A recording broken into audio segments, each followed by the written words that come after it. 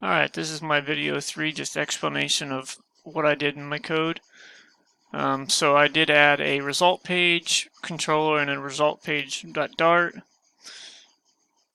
So as you can see, I've got, kind of the standard stuff. I've got my key, my mapping, my controller, my state.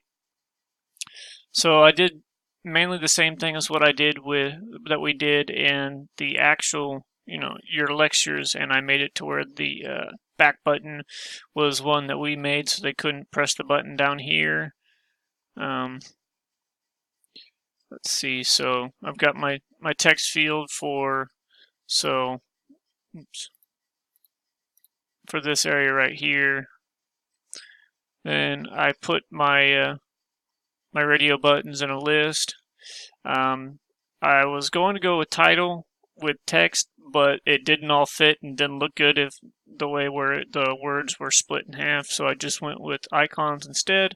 It got the same point around, and I think it looks a little cleaner that way. So for some reason, when I was trying to do the architecture with the controller, the save was being all funky, so I had to end up doing something similar to that.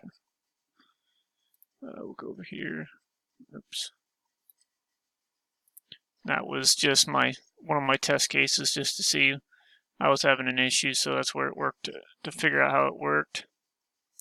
This is where I handled the minus plus, and there's where I output the result.